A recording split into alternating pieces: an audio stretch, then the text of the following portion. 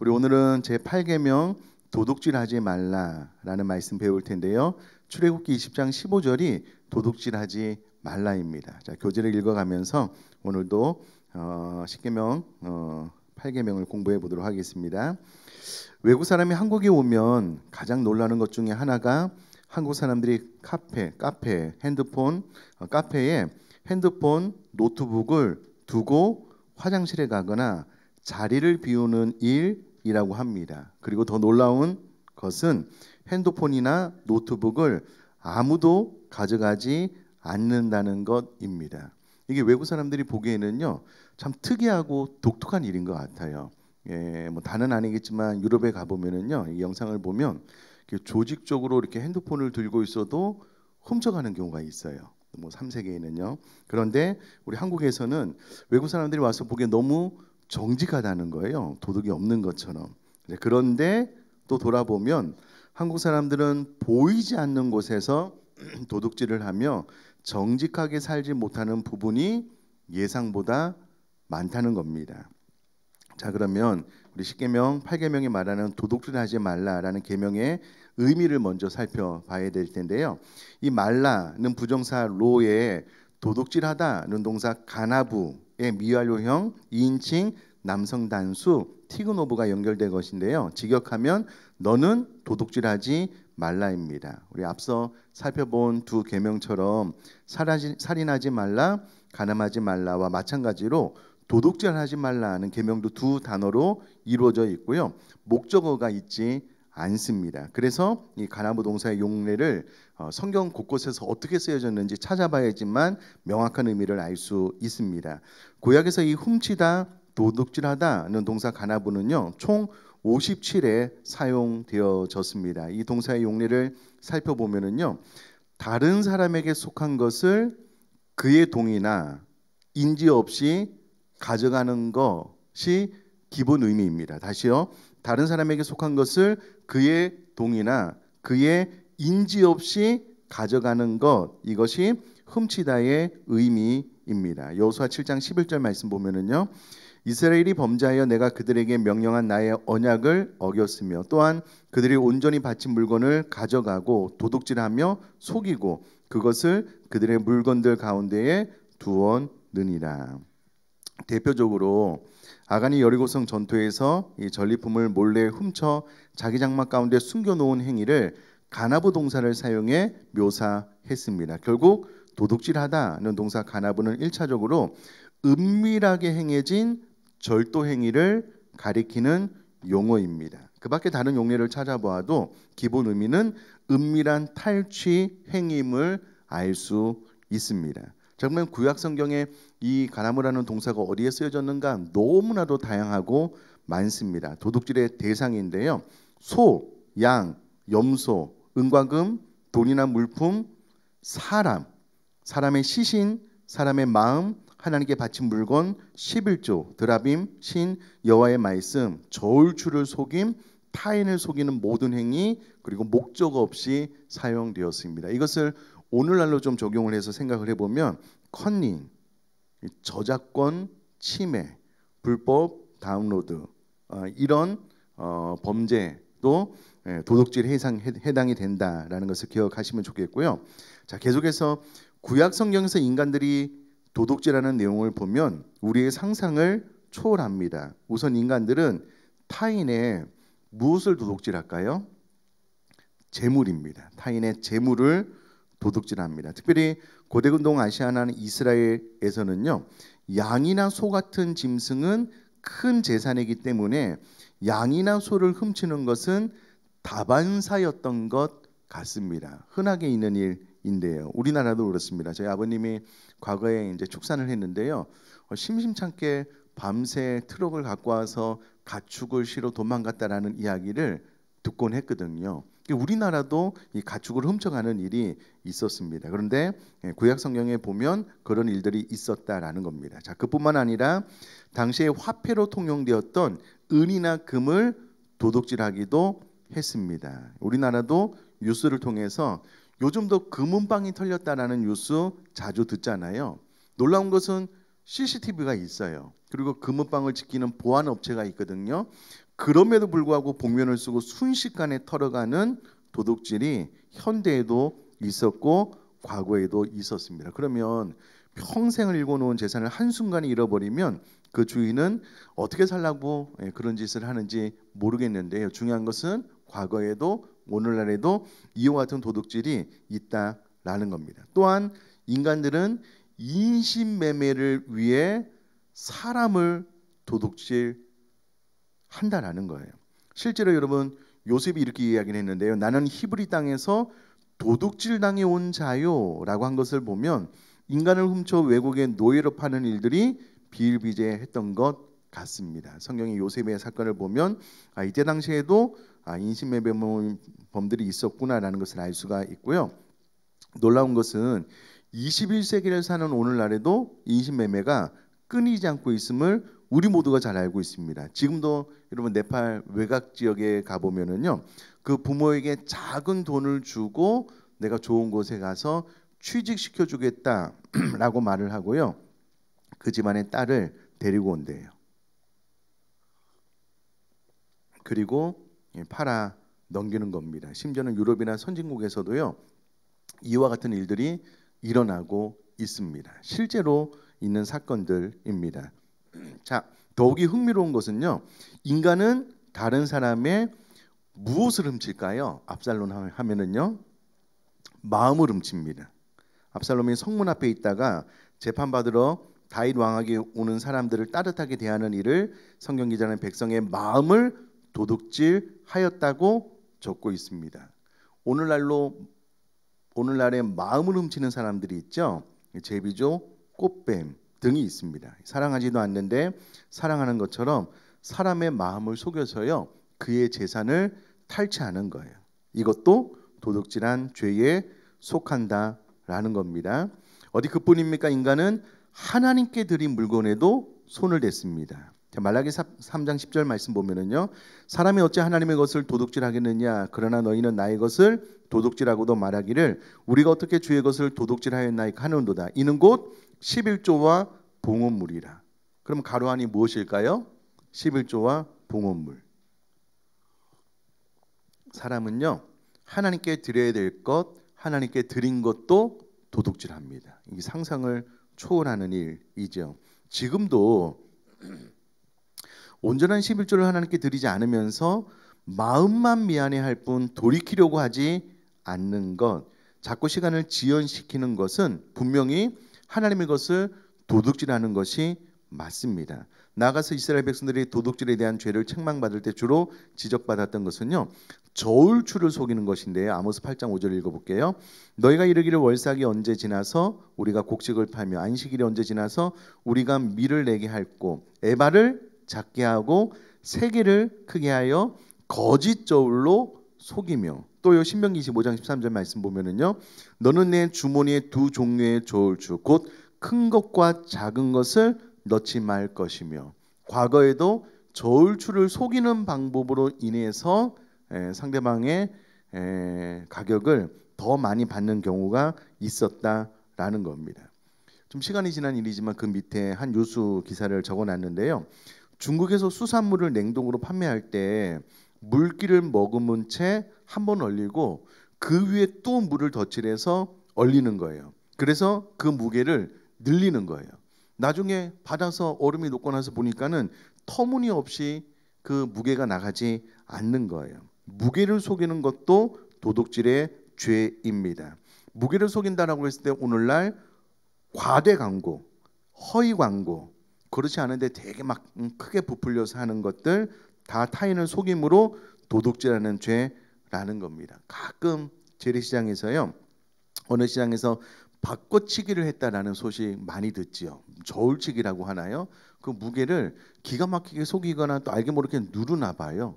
심지어는 물건을 다 계산하고 나서 돌아보면 내가 이게 무게를 잰 거 말고 다른 것을 주기도 하나 봐요. 이런 것들도 다 상대방을 속이는 죄, 도둑질하는 죄라는 겁니다. 내가 타인의 물건만을 훔쳐서가 아니고요, 저울추를 속이는 것도 다 도둑질에 속한다. 왜냐하면 구약 성경에 이 가나브 동사가 이와 같은 일에 다 사용되어졌기 때문에 그렇다라는 겁니다. 자, 오늘날은 저작권 침해 문제가 있고, 이게 이제 과거에는 저작권 침해가 얼마나 심각한 죄인지 몰라서도 그냥 그렇게 했는데, 요즘은 이제 많이 의식이 깨어나면서 아, 이게 저작권 침해하면 안 되겠구나라고 알게 되고 있고요. 공금을 횡령한다든지 부실 공사를 하는 것 도둑질입니다. 아, 이게 철근을 정한 양대로 넣지 않은 거 너무 충격적이지 않습니까? 거기 사람이 사는데 이것도 도둑질이고요. 가까이는 컨닝을 함으로 타인의 지식을 훔치는 것, 또 불법으로 다운로드하는 것, 이 모든 것이 도둑질하는 죄다라는 것은 분명히 알고 있어야 됩니다. 3페이지 보시면은요. 우리 교회가 그래서 여러분 윈도우 정품 되게 비쌉니다. 오피스 프로그램도 비싸고요. 기업용 한컴 오피스도 되게 비쌉니다. 근데 우리는 정품을 사서 사용하는데요. 감사한 것은 이렇게 종교 단체에게 할인을 해서 주는 경우가 있어서 이제 기업 한컴 오피스는 말고요. 우리가 옛날에 그거 많이 사서 쓰고 있는데 지금 다 썼는지 조금 남았는지 모르겠어요. 그때 이제 카피당 얼마씩 해서 우리는 그래도 정품을 구입해서 쓴다. 제가 알기로는 교회와 같은 비영리 단체는 단속 자체를 안 해요. 그러나 우리 스스로의 의지를 가지고 정품을 쓰려고 많은 비용을 들여서 사용하고 있는데 어떻게든 바르고 정직하게 하려고 하는 마음이 있어서 그렇게 하고 있다라는 겁니다. 여러분 컨닝이 이게 참 기가 막힌 게 뭐냐면요. 제가 제 경험을 적어놨는데요. 제가 신학교에 가서 놀란 것 중에 하나는 신학교에도 무엇이 있다고요? 컨닝이 있어요.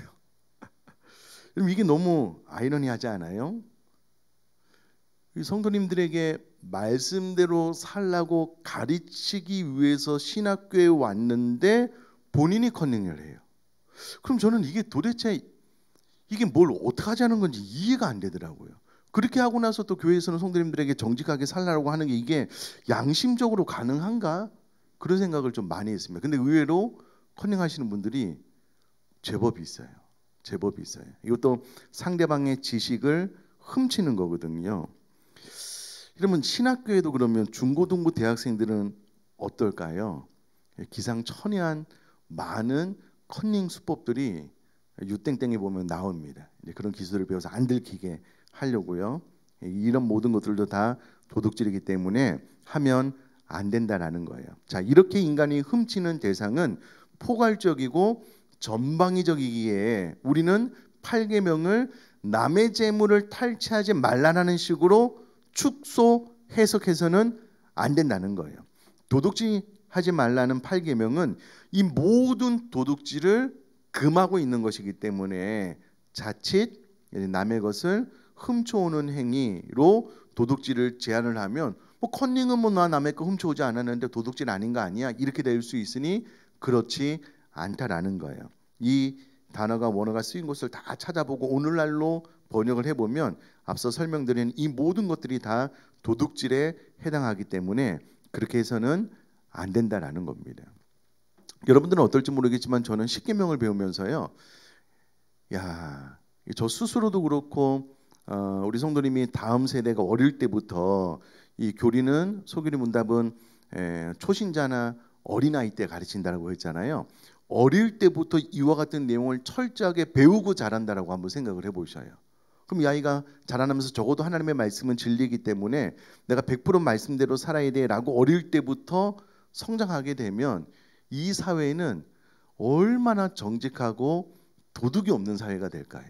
그래서 이제 소교리 문답은 어렸을 때부터 초신자 때부터 이제 철저히 가르쳤거든요. 한 가지 주의 말씀이 진리인 것을 제가 잠깐 말씀을 드리면은요. 저는 이제 EBS에서 만든 교육 방송 많이 보거든요. 교육 방송을 보면서 야, 하나님의 말씀이 진리다라고 딱 마음에 깨달아진 것이 무엇이냐면 그런 실험을 했어요.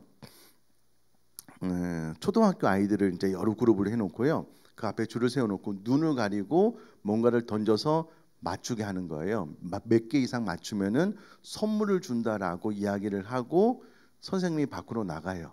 그럼 아이들끼리 그걸 하는 거예요. 근데 문제는 사방에 카메라를 설치를 해놔요. 근데 대부분의 아이들이요, 한번 자기가 던져놓고 이게 맞췄는지 안 맞췄는지 모르잖아요.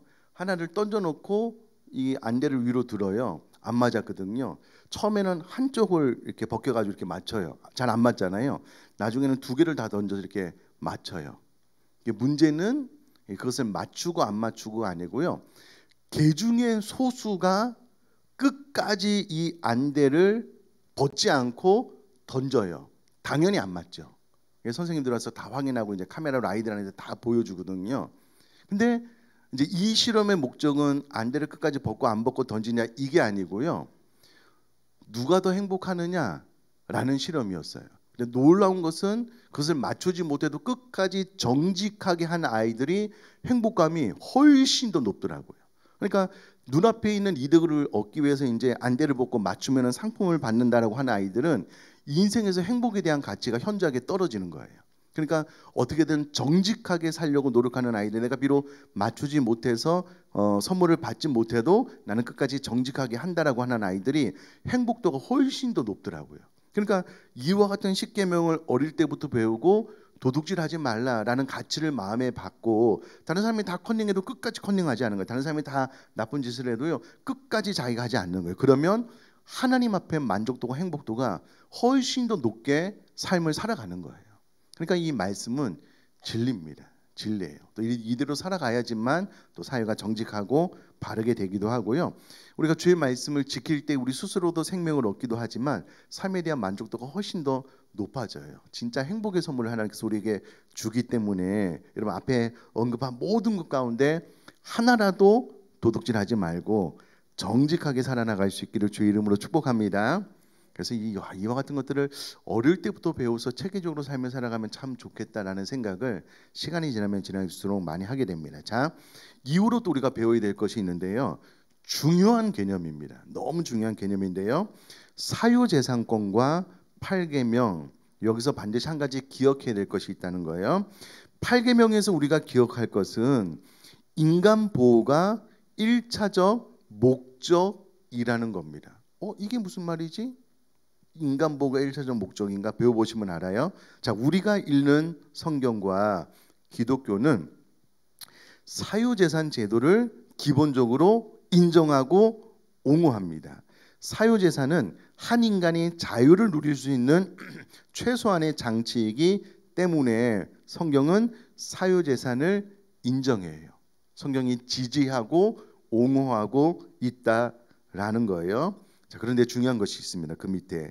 그러나 오늘날 세속 사회는 물론 기독교 안에서도 사유재산을 너무나 절대적으로 옹호하다가 결국은 인권을 무시하고 인간의 기본적 필요마저 거부하는 우를 범하고 있는데, 성경은 사유재산 제도를 인정하지만 그것이 인간 보호보다 우선하지는 않음을 가르치고 있다라는 거예요. 자, 예를 들면 사람이 너무 배가 고파서요 죽을 지경이 되면 성경은 남의 밭에 들어가서 먹을 것을 먹을 수가 있다라고 이야기를 해요. 다만 가지고 나올 수는 없습니다. 그러나 먹는 것은 가능했어요. 이와 같은 것을 보면 사유재산도 중요하지만 사람의 생명이 우선임을 성경은 강조하고 있다는 거예요. 그러니까 우리 기독교인은요 적어도 이와 같은 것들은 분별해야 돼요. 여러분 과거에 다 그런 경험이 있으셨겠지만은요. 지금 저희 어머님 사시는 경남 김해는 하루에도 차가 이제 몇 대 들어오지 않은 그런 시골 마을이었거든요. 시골길 옆으로 이제 집에서 이렇게 감나무를 심어 놓으면 감나무가 이제 담장 밖으로 다 나와 있어요. 그래서 그냥 지나가면서 누구라도 그거를 따먹는 것을 동네 어르신들이 한 명도 뭐라고 그러지 않았어요. 그때 당시에는 그게 자연스러운 일이었어요. 그렇다고 막 해도 된다는 건 아니고 하여튼 그때 당시에는 자연스러운 문화였고요. 그냥 저희 어머님이 계신 곳에서 이제 그 아이들이 학교를 가면 산을 3개를 넘어야 되는데요. 오다가 이제 밭에 들어가서 뭐 마시는 거 이렇게 뭐 취해서 먹는 거 동네 어르신들이 이놈 자식 하지 마. 그래서 웃으면서 그냥 보내는 그런 따뜻한 분위기였거든요. 요즘 그렇게 하면 어떻게 될까요? 바로 신고당하고 잡혀가겠죠. 그렇게 하면 안 돼요. 그러나 여기서 우리가 구별해야 될 것이 무엇이냐 하면 이 사람이 너무 먹을 것이 없어서 배가 고파서 죽을 지경이에요. 그래서 어쩔 수 없이 내 밭에 들어와서 허기진 배를 채우면서 생명을 유지했어요. 그 부분에 대해서는 성경이 인정해 줘라 라고 이야기를 하는 거예요. 근데 사유재산 제도가 이제 점점점 이제 더 그 높이가 이제 더해지고 바벨탑처럼 하늘 끝까지 쌓아지게 되면은요, 한 사람의 인권과 생명 그 위에 존재하게 되는 것은 성경이 말하는 바는 아닌 거예요. 그러니까 이와 같은 것들을 잘 기억했으면 좋겠고요. 오히려 그 룻기에 보면 이제 추수하는 일꾼들에게 아예 그 변화 보리를 뽑아서 밭에 던지라라고 명령까지 하는 거예요. 그때 당시에 정말 어렵고 힘든 사람에게 내가 좀 부하기 때문에 나는 먹고 사는 문제가 해결되기 때문에 좀 어떻게 좀 나눠주려고 하는 것이 성경적인 정신이다라는 것을 우리가 이제 이 도둑질하지 말라는 것을 배우면서 정확하게 인지하고 알고 계셨으면 좋겠습니다. 자, 계속해서 그리스도인들은 그러면 어떻게 살아야 하는가? 첫 번째 중요합니다. 만약에 우리가 도둑질한 것들이 생각난다면 처음에는 회개하고요. 그 다음에는 보상해야 돼요. 그리고 돌이켜야 됩니다. 다시요. 그리스도인들이 도둑질한 죄가 생각이 난다면 가장 먼저 하나님 앞에 회개하고요. 두 번째는 어떻게 하라고요? 보상해야 돼요. 그리고 세 번째는 돌이켜야 돼요. 이 세 가지를 다 해야만 됩니다. 자, 첫째 자신을 돌아보아 은밀한 도둑질을 한 적이 없는지 살펴보고 있으면 회개하고 보상해야 된다는 거예요. 만일 우리가 이런 도둑질을 행했다면 무엇보다 먼저 자신의 도둑질을 회개해야 합니다. 미안하다고 생각만 하는 것은 단지 감상적일 뿐 회개가 아닙니다. 행위를 변화시키기에 충분히 미안한 마음이 들어야 하고 실제로 도둑질한 것을 돌려주는 등 구체적인 보상해야만 회개라 할 수 있습니다. 자, 예를 들면 온전한 11조를 하고 있지 않아요. 늘 회개만 하는 거예요. 그리고 또 동일하게 온전한 11조를 드리지 않는 것, 이것은 하나님의 것을 도둑질하는 거예요. 자, 컨닝을 해보니 양심의 가책이 느껴지는 거예요. 그래서 하나님 앞에 회개를 했는데 또 컨닝을 하는 거예요. 좋은 성적을 받아야 취직을 하면 유리하니 회개하고 잠깐의 유혹을 이길 수 없기 때문에 돌이키지 않는 거예요. 그러나 그 중간에 보상도 반드시 해야 한다라는 거예요. 여러분 가끔 그런 뉴스 들을 때가 있죠. 어떤 분이 가게를 하는데 어떤 학생이 어릴 때 너무 배고파서 그 가게에서 뭔가를 훔쳐서 먹었나 봐요. 근데 이 학생이 커서 청년이 되어서 취직을 해서 이제 돈을 벌게 된 거예요. 시간이 10년, 15년 뒤에 이제 그 가게에 가서 사장님한테 편지를 쓰는 거예요. 사실은 내가 너무 그때 배고파서 이렇게 훔쳤는데 그 부분에 대해서 몇 배 정도 더 보상을 한다고, 죄송하다고, 미안하다고, 이런 뉴스를 볼 때가 있잖아요. 참 마음이 훈훈하고 따뜻해지잖아요. 그리스도인들이 그래야 된다는 거예요. 혹시라도 남의 것을 도둑질했다면 회개하고 난 다음에 뭐 그 사람을 찾을 수 없고 그러면 어쩔 수 없겠지만, 그러나 주변에 내가 아는 분들이 계시다면 반드시 보상하고 돌이켜야 된다. 이것이 진정한 회개다라는 겁니다. 자, 중요한 것은 우리가 여기서 회개만 하고 보상하지 않는 것은 그리스도인의 바른 자세, 태도가 아닙니다. 꼭 기억하시면 좋겠습니다. 바른 태도가 아닙니다. 그 대상에 대해서도 미안하다라고 반드시 이야기를 하고 마땅한 보상을 해야 된다라는 겁니다. 이제 구약 성경에 보면 그 보상에 대한 금액까지 철저하게 하나님께서 계산해 놓은 게 있는데요. 어찌됐건 정확하게 보상을 해야 된다. 자, 두 번째, 열심히 일하면서 자족해야 된다는 거예요. 자족. 이게 참 중요한데요. 둘째, 그리스도인이 십계명의 8번째 말씀을 지키기 위해서는 열심히 일하면서 자족하는 마음을 가져야 합니다. 우리가 왜 도둑질을 하는가? 결핍 때문에 도둑질을 하게 되는 거거든요. 자, 잠언 30장 9절 우리 다 같이 한번 읽어보겠습니다. 시작. 혹 내가 배불러서 하나님을 모른다, 여호와가 누구냐 할까 하오며, 혹 내가 가난하여 도둑질하고 내 하나님의 이름을 욕되게 할까 두려워함이니이다. 아멘. 우리가 왜 도둑질하냐면 가난하기 때문에 그래요. 결핍 때문에 도둑질을 하기 때문에, 도둑질을 하지 않기 위해서 첫 번째는 열심히 일하는 것이 중요하다라는 거예요. 따라서 도둑질하지 않으려면 우선 사도 바울의 말씀대로 열심히 살아야 된다는 거예요. 에베소서 4장 28절 읽겠습니다. 시작. 도둑질하는 자는 다시 도둑질하지 말고 돌이켜 가난한 자에게 구제할 수 있도록 자기 손으로 수고하여 선한 일을 하라. 사도 바울도 자기 일로 자기 수고로 열심히 돈을 벌어서 선한 일을 할 것에 대해서 이야기를 해주고 있다는. 그러므로 도둑질하지 않으면 첫 번째 스스로 일을 하면서 필요를 채워야 되고요. 두 번째 자족해야 된다는 거예요. 자, 동시에 그리스도인들은 무엇보다 자족하는 법을 배워야 합니다. 진정으로 자유로운 삶을 살려면 소유욕에서 벗어나야 하기 때문입니다. 출애굽기 16장 말씀 제가 읽어볼게요.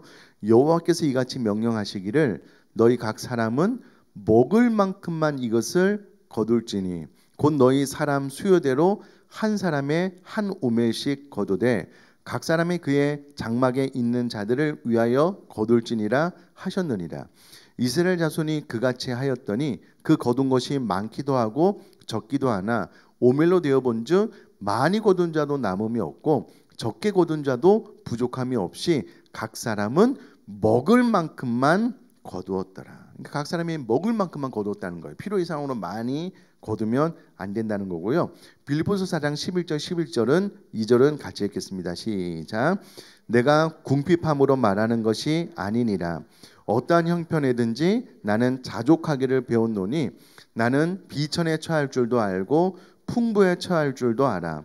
모든 일 곧 배부름과 배고픔과 풍부와 궁핍에도 처할 줄 아는 일체의 비결을 배웠노라. 아멘. 여러분, 우리는 가난할 때나 부할 때나 모든 형편에서 자족하는 법을 배워야 합니다. 성경은 먹을 것과 입을 것만 있어도 감사하라 라고 말하고 있기 때문에 우리는 먹을 것과 입을 것만 있어도 감사할 수 있는 법을 배워야만 합니다. 무화과 나무 잎이 마르고 포도 열매가 없어도 하나님으로 인하여 즐거워하는 법을 배워야 합니다. 왜냐하면 스스로 자족하는 법을 배우지 않으면요, 우리는 끊임없이 타인과 비교하게 돼 있어요. 비교하게 돼 있습니다.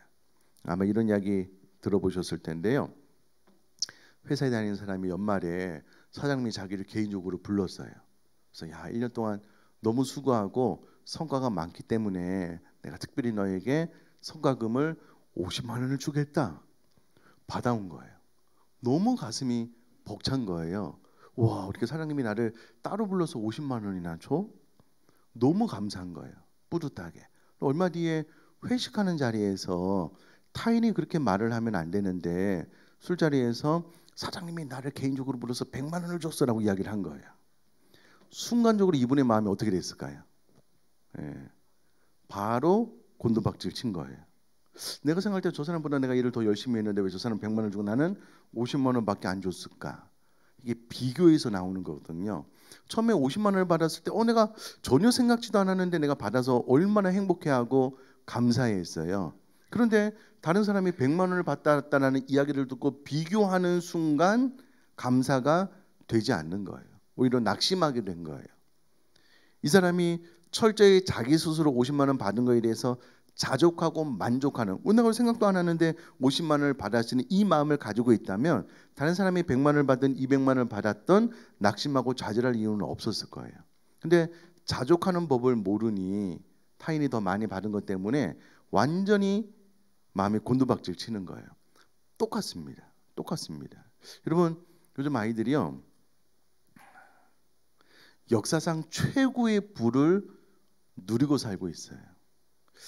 예를 들어서 우리 부모님들은 뭐 다는 아니지만 보고폰 쓰시잖아요. 우리 자녀들은요, 2년에 3년에 한 번씩 최신 폰 써요. 제일 좋은 폰 씁니다. 저도 노트북 한글 그냥 돌아갈 정도만 되는 뭐 그런 사양 뭐 괜찮긴 하지만 쓰거든요. 우리 아들은요, 최신식 맥 써요. 역사상 최고의 부를 누리는 세대입니다. 진짜 그렇습니다. 실제로 우리 부모님이 누렸던 어린 시절에 저도 제 아들 나이를 생각해 보면 상상할 수 없는 삶을 살고 있어요, 지금. 그러면 만족한가? 질문을 던져보면요, 딱히 그렇지도 않아요. 왜냐하면 내 주변의 친구들은요, 더 최신식으로 자꾸 바꾸고 있거든요. 그래서 한 1, 2년 정도 쓰면은요, 그 비싼 핸드폰이 뭐 그렇게 말은 안 하지만 쓰레기래요. 바꿔야 된대요. 다 비교해서 오는 겁니다. 자족하지 않게 되면은요, 그 마음이 어느 순간 이제 다음 주에 배우겠지만 탐욕으로 가게 되면은요 도둑질하게 되는 거예요. 과한 소비를 하게 되는 거예요. 그래서 열심히 일하면서 자족하는 마음이 있어야지만 도둑질로 마음이 가지 않는다라고 성경이 알려주고 있는 겁니다. 세 번째는 하나님을 사랑하며 말씀 안에서 기도하는 것밖에 없습니다. 여러분 이게 아유 맨날 기도냐라고 생각할 수 있지만 이게 놀라운 진리입니다. 기도밖에는 다른 방법이 없습니다. 자, 셋째, 도둑질하지 말라는 계명은 인간이 탐욕에서 벗어나지 못하는 한 지키기 어려운 명령입니다. 따라서 우리가 어떻게 해야 탐욕으로부터 벗어날 수 있는지 이해하지 않는다면 이 계명을 지켜 살아갈 수가 없습니다. 우선 우리는 이 계명이 단지 남의 것을 도둑질하지 않음으로써 도덕적 순결을 지키는 목적이 아니라 소유욕에서 해방되어 진정한 자유와 행복과 생명을 얻는 것이 목적임을 인식해야 합니다. 여러분 이게 설명이 너무 좋잖아요. 다시요. 우선 우리는 이 계명이 단지 남의 것을 도둑질하지 않음으로써 도덕적 순결을 지키는 목적이 아니라는 거예요. 더 높은 차원의 목적이 있는데 그것은 소유욕에서 해방되어 진정한 자유와 행복과 생명을 얻는 것이 목적임을 인식해야 된다는 거예요. 좋은 예가 있습니다. 주님께서요 형과 유산을 나눌 수 있도록 도와달라는 요청을 받고 이렇게 말씀하셨습니다. 누가복음 12장 15절 같이 읽겠습니다. 시작. 그들에게 이르시되 삼가 모든 탐심을 물리치라. 사람의 계명이 생명이 그 소유에 넉넉한 데 있지 아니하니라 하시고. 자, 핵심은 탐심을 물리치는 겁니다. 핵심은 탐심을 물리치는 것이에요. 그럼 어떻게 해야 탐심을 물리칠 수 있을까? 세상의 탐욕을 이길 수 있는 유일한 방법은 정욕과 탐심을 십자가에 못 박는 것 외에는 다른 방법이 없다는 거예요. 갈라디아서 5장 24절 읽겠습니다. 시작. 그리스도 예수의 사람들은 육체와 함께 그 정욕과 탐심을 십자가에 못 박았느니라. 그럼 어떻게 십자가에 이 정욕과 탐심을 못 박을 수 있는가? 기도밖에 없다는 거예요. 결국은 기도해야지만 내 안에 있는 이 욕심, 탐심이 제어가 가능한 거예요. 그럼 이게 단순히 우리가 여기서 이제 배워서 야, 내가 생각지도 못했네. 도둑질에 대한 그 대상이 이렇게 많았나? 오늘 말씀을 듣고 나서 보니까 나도 몇 가지는 지금 은연중에 도둑질을 하고 있네. 이렇게 해서 내 안에 탐심을 물리쳐야 되겠다라고 스스로 자각하고 깨닫는 것만으로 절대 돌이켜지지 않습니다. 어떻게 되냐면 기도해야 되는 거예요. 기도해서 내 안에 있는 탐심, 이 정욕, 욕심이 성령님의 다스림 안에서 제어가 되어야지만 남의 것을 도둑질하지 않아요. 자, 다른건데 여기서 이 모든 것들을 다 배우고 난 다음에요. 이제 예를 들어서 한 주, 두 주 뒤에 아이들이 뭐 기말고사를 본다라고 했을 때에 눈만 조금만 들리면 답을 찾을 수 있어요. 좋은 성적을 거둘 수 있어요. 그 유혹을 이길 수가 없어요. 이겨낼 수가 없어요. 그러니 반드시 기도로 내 안에 있는 이 탐심을 죽여야지만 물리쳐야만 이 계명을 지킬 수 있다라는 거예요. 그래서 기도가 필요합니다. 여러분 만약에 기도가 없이 이 세상이 도둑이 사라진다, 정직한다라고 한다면은요 학교 강의만으로 충분해요. 도덕과 윤리 얼마든지 배웁니다. 근데 안 고쳐지잖아요. 왜 안 되냐면 기도로 그 마음에 탐심이 제어가 안 되기 때문에요. 결국은 기도로 성령님의 도우심을 받아야 되는데요. 자, 5페이지 보면 또 중요한 예가 하나 있습니다. 중요한 말씀이 있는데요. 견물생심이라는 말이 있습니다. 자꾸 보면 욕심이 나는 것입니다. 홈쇼핑 자꾸 보면 반드시 내 것으로 만들고 싶어지는 것입니다. 내 안에 자꾸 욕심과 탐심이 생겨나면 처음에는 카드를 사용하는 거예요. 돈을 끌어다 쓰죠. 그 마음을 이기지 못하면 도둑질을 생각하게 되고요. 멈출 수가 없게 됩니다. 그러므로 하나님을 더욱 사랑하기 위해서 기도하고 말씀으로 욕심을 이겨낼 수 있도록 기도해야 합니다. 여러분 이게 무서운 것이 무엇이냐면요. 사람은 본무로서 내 안에 있는 욕망을 키워나가요. 그게 딱히 필요하지 않아도요. 계속 보면은 자기 스스로 속일 수 있어요. 아, 저것은 나에게 꼭 필요해. 사두면 유익하겠지. 그래서 그것을 얻으려고 해요. 근데 내가 이제 가지고 있는 현금 안에서 얻을 수 있으면 좋은데 그렇지 않으면 카드를 쓰잖아요. 그게 다 이제 빚으로 돼서 카드 값을 못 갚는 거예요. 이 카드로 여기 맞고 이 카드로 여기 맞고 그런 경우가 생기고요. 그럼 심지어는 교회 안에서도요. 헌금을 훔치는 경우도 있어요.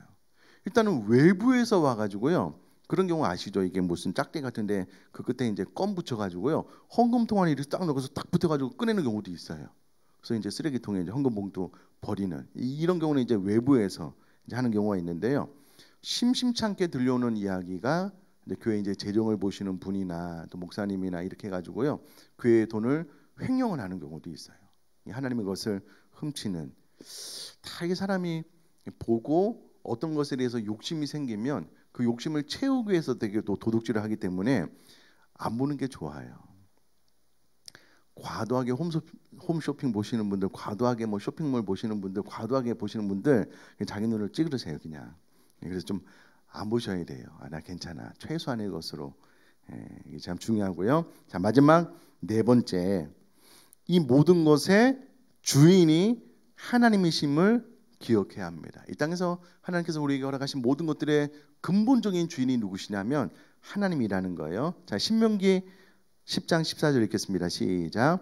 하늘과 모든 하늘의 하늘과 땅과 그 위의 만물은 본래 내 하나님 여호와께 속한 것이로되 다 하나님의 것입니다. 누가복음 12장 20절 읽겠습니다. 시작. 하나님은 이르시되 어리석은 자여 오늘 밤에 내 영혼을 도로 찾으리니 그러면 내 준비한 것이 누구의 것이 되겠느냐 하셨으니. 어리석은 부자가 있었습니다. 이 어리석은 부자가 너무 탁월한 거예요. 미래 예측에 성견지명이 있는 거예요. 거의 뭐 미래학자 수준인 거예요. 그래서 추수때가 되어서 추수할 거 보니까 지금 내 창고에 다 채울 수가 없어요. 그래서 창고를 누리고 그 모든 것들을 다 채우고 난 다음에 이제 내 영혼아 열에 쓸 것을 만들어놨으니 먹고 마시고 즐기자. 하나님께서 야, 네 영혼 내가 오늘 이 밤에 걷어가면 그다음 누구의 것이 되겠느냐? 주님께서 이렇게 말씀하셔요. 이 부자 안에 있는 어리석은 부자 안에 있는 탐심에 대한 이야기고요. 형과 물질을 나눴으면 좋겠습니다 라는 부분에 대한 탐심을 이야기하면서 이 부분을 이야기하셨거든요. 그러니까 우리가 이 땅에 살면서 하나님께서 잠깐 맡겨놓으신 것의 주인은 누구시라고요? 하나님이신 거예요. 하나님이 내놓으라 그러면 다 내놓아야 되는 거예요. 다 드려야 되는 거예요. 이런 부분에 동의가 되고 믿음으로 인정이 되면은요, 그 모든 걸 이렇게 팍팍팍 긁어 모아서 이제 쌓아놓으려고 하지 않는다는 거예요. 자, 밑에 부분 읽어보겠습니다. 이 모든 것의 주인 되시는 하나님이 오늘 우리들의 생명과 우리들에게 잠시 맡겨두신 모든 것을 찾아가신다면 당연히 내어드리는 것이 우리들입니다. 우리는 이 모든 것의 주인이 하나님이심을 늘 기억해야 합니다. 그래야만 도둑질하지 않는 죄를 범하지 않을 수 있습니다. 다 하나님의 것입니다. 자, 이와 같이 우리가 도둑질하지 말라는 계명을 배웠고요. 이것을 소규리 문답에서는 이렇게 가르칩니다. 그냥 한번 쭉 읽어볼게요. 73문 8계명은 무엇입니까? 8계명은 도둑질하지 말라 우리가 배웠고요. 웨스트민스터 소규리 문답은 74문에서 8계명이 요구하는 것이 무엇입니까? 8계명이 요구하는 것은 우리 자신과 이웃의 재물과 재산을 합법적으로 모으고 늘리는 것입니다. 도둑질하지 말라는 거예요. 자기가 열심히 일해서 그것을 모으라는 겁니다. 자, 우리가 이제 지금까지 배운 것은 이 소규리 문답이 말하는 것보다 훨씬 더 광범위한 것을 배웠고요. 75문 8계명이 금지하는 것은 무엇입니까? 8계명이 금지하는 것은 우리 자신이나 이웃의 재물과 재산을 부당하게 축내는 것, 이것을 금지하고 있다. 근데 재물과 재산뿐만이 아니라 마음, 기타 모든 것, 저작권이나 이 모든 것들을 다 포함해서 그렇게 부당하게 축내거나 또 주인의 동의 없이 인지 없이 가져오는 것을 금하고 있다라는 것을 우리가 배웠고요. 자, 이렇게 배우는 이유는 소규리 문답은 내용이 많기 때문에 십계명을 좀 압축해서 설명하고 있다면, 지금 우리가 배운 것은 충신대학교의 교수님이 이 십계명에 대해서 정말 탁월한 책을 쓴 것을 요약해서 가르치고 있는데요. 제가 보기에 여러 가지 십계명에 대한 책을 봐도 이 책이 제일 좋아서 그 책을 압축해서 우리가 공부하고 있는 것이고요. 이제 8계명이 이런 의미구나. 야, 도둑질이 이렇게 많은 부분에 속해져 있구나. 내 것을 그 사람의 인지 없이 내가 슬쩍 가져오면 안 되겠구나라는 것을 반드시 인정하고요. 또 근본적으로 내 안에 이 탐심을 기도로 제어하지 않으면 이 모든 것이 하나님의 것이다라고 인정하지 않으면, 자족하지 않으면, 스스로 열심히 일해서 돈을 번지 않으면 나도 언제나 도둑질의 죄에 빠질 수 있다. 뿐만 아니라 특별히 컨닝이나 또 불법 다운로드, 또 정품을 사용하지 않는 거, 사실 이 부분이 좀 되게 쉽지가 않아요. 또 이제 프로그램이 막 수백만 원 하는 것도 있거든요. 이런 경우에는 좀 많이 고민했는데, 그래도 하나님 앞에 기도하면서 또 우리가 정품을 사용하게 되면 그만큼 자부심이 있게 되고 하나님께서 우리에게 정말 행복을 주셔요. 자, 우리 시간 1분만 한번 기도할 텐데요. 도둑질 하지 말라는 내용 다 들은 대로 내가 잘못한 건 있으면 회개하고 또 보상하고 또 돌이키고 반드시 우리가 이 말씀대로 살아가고, 특별히 우리 사랑하는 자녀들도 이 말씀대로 살아갈 수 있도록 들은 바대로 한 1분 정도만 기도하고요. 제가 마무리 기도하도록 하겠습니다. 기도하겠습니다.